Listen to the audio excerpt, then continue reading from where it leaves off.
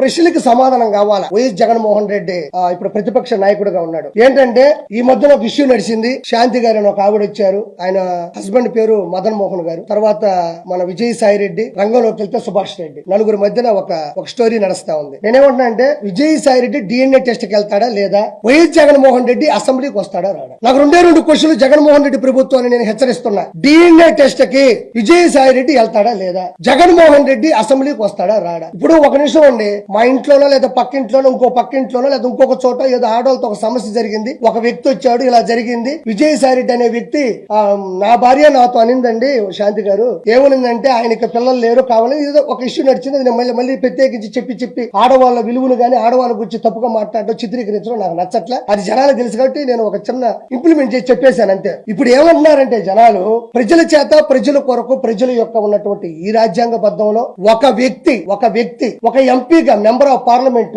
రాజ్యసభ సభ్యుడిగా ఢిల్లీలో ఉన్నాడు. ఎక్కడ? మన ఆంధ్రప్రదేశ్ లో ఎన్నుకోబడినటువంటి ఒక రాజ్యసభ సభ్యుడు ఢిల్లీకి వెళ్ళినప్పుడు వాళ్ళు ప్రశ్నిస్తారు, మేము నీకు ఓట్లేసి గెలిపించాం కదా, నువ్వు మంచోడు అనుకున్నాం కదా, ఆ అమ్మాయి వచ్చి ఇప్పుడు ఒక అలిగేషన్ పెట్టింది, వాళ్ళ హస్బెండ్ వచ్చేసి ఆవిడ నాతో అనింది, కాబట్టి నువ్వు దీనికి సమాధానం చెప్తావా లేదని అడుగుతున్నారు. నేను కాదు అడిగేది, ప్రజలు అడుగుతారు. ఆంధ్రప్రదేశ్ లో 175 నియోజకవర్గాలు ఉన్నాయి, 25 ఎంపీలు ఉన్నాయి, మీకు తెలియదేం కాదు. వాళ్ళందరూ కూడా ప్రజలు ఈ రోజు నిలదీస్తున్నారు, నిందిస్తున్నారు. ఏమని విజయ్ ఏమంటాడంటే దానికి వచ్చిన మాట చెప్తాడు. ఏం మాట చెప్తాడంటే, ఆ అమ్మాయి చెప్పింది, ఆయన వయసు ఎంత, నా వయసు ఎంత, నీ వయసు ఎంత, నా వయసు ఎంత అనేది DNA టెస్ట్. నేను ఎప్పుడు తప్పే చేయను, నా పేరు విజయసాయి రెడ్డి అని గట్టిగా అరిస్తే విజయసాయి అది DNA టెస్ట్ అవుతుందా? వెంకటేశ్వర సన్నిధిలో వచ్చిన ప్రమాణం చేస్తా అంటాడు, ఇది DNA టెస్ట్ అవుతుందా? మరి అలా అనుకుంటే ఈ రోజు సివిల్ కేసులు ఉన్నాయి, క్రైమ్ కేసులు ఉన్నాయి, రకరకాల హత్యాకాండ కేసులు ఉన్నాయి, 302 సెక్షన్ ప్రకారం ఉన్నారు, జీవిత ఖైదు అనిపించే వాళ్ళు ఉన్నారు. వాళ్ళందరూ కూడా ఇదే మాట చెప్తారు, మా అమ్మ మీద ఒట్టే చెప్తున్నాను, మా నాయన మీద ఒట్టే చెప్తున్నాను, మా అమ్మని అడగని నేను ఎంత మంచోడ్ను, మా ఊరోళ్ళని అడగని ఎంత మంచోడ్ను.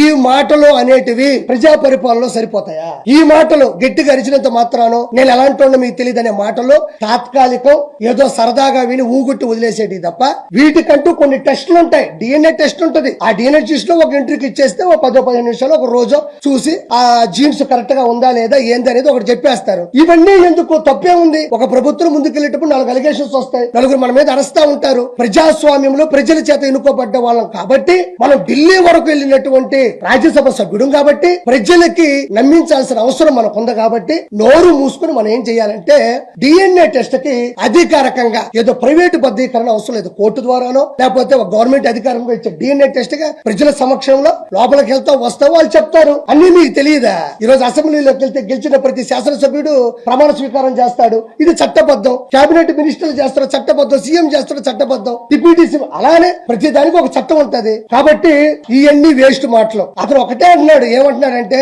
సార్ నాకు డైవర్స్ ఇవ్వలేదు, నాకు ఇచ్చిన డైవర్స్ కరెక్ట్ కాదు, నాకు డైవర్స్ ఇవ్వలేదు, నాకు డైవర్స్ ఇచ్చేసని చెప్పి పేపర్లో నకిలీ చూపిస్తుంది. 2021-22లో పుట్టినరోజు జరిగినప్పుడు కూడా కేకు మీద మా ఇద్దరు పేర్లు రాసున్నారు.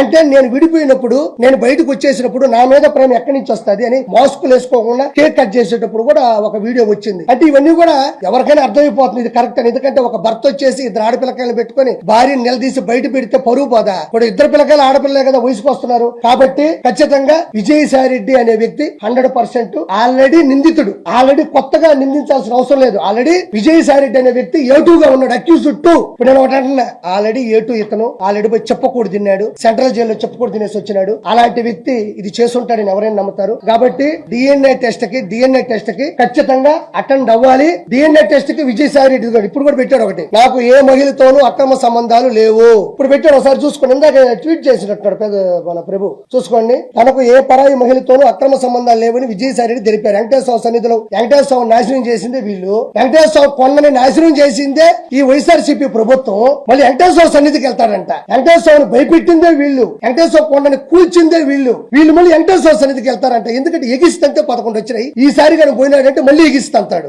తర్వాత వచ్చి అమ్మాయి నాకు కూతురుతో సమానం అన్నాడు. ఇవన్నీ వేస్ట్ మాటలు. నేను కూడా చెప్తా, మాటలు చెప్తే అవో పళ్ళు కావాలా? ఎవరో ఒక ఇంట్లో జరుగుంటే వాళ్ళు పడతారు, కోర్టుకు వెళ్తారు, ప్రపంచం తెలిసేది కాదు. ఈయన రాజ్యాంగబద్ధంగా ఇప్పుడు చెయ్యాలా? ఇంకోటి, విజయసాయి రెడ్డి ఇంత పెద్ద పొరపాటు చేసి ఇంత పెద్ద అలిగేషన్ జరుగుతుంటే, వైఎస్ఆర్సీపీకి ఇంత పెద్ద డ్యామేజ్ జరుగుతుంటే జగన్మోహన్ రెడ్డి ఆడున్నాడు. జగన్మోహన్ రెడ్డి దీని గురించి ఎందుకు మాట్లాడడం లేదు? ప్రెస్ గురించి అంత రేపో గీ అని మాట్లాడుతూ ఉంటే, ఏమండి అది పెద్ద తప్పు అండి, మీరు తప్పు చేశారు, ప్రెస్ వాళ్ళకి క్షమాపణ చెప్పాలని కూడా ఏ మాట అతను అనలేదు. అంటే ఆ ఉన్మాది ఇంకా మారలేదు. ఇంకోటి కూడా నేను చాలా గట్టిగా చెప్తున్నా, విజయసాయి రెడ్డి ఖచ్చితంగా ప్రెస్ కి కంపల్సరీ క్షమాపణ చెప్పి తీరాల. దీని మీద ప్రెస్ వాళ్ళు గాని మీరు మీ యూనిటీ కూడా చాలా గట్టిగా ఉంటది. పిఆర్ వాళ్ళ సమక్షంలో గాని మీరు చేసే పద్ధతి గాని మీరు నిలదీస్తారు. అదే మీకే సమస్య వచ్చినప్పుడు మీరు చెబుతూ కొట్టినంత సమాధానం ఇవ్వకపోతే ఇది ప్రతి ఒక్కరికి ప్రెస్ అనేది చులకనయ్యే అవకాశం 100% ఉంది. నేను దయచేసి ప్రెస్ సమక్షంలో ప్రెస్ ముందు మాట్లాడుతున్నా, దయచేసి విజయసాయి రెడ్డి అనే ఒక ఏటు,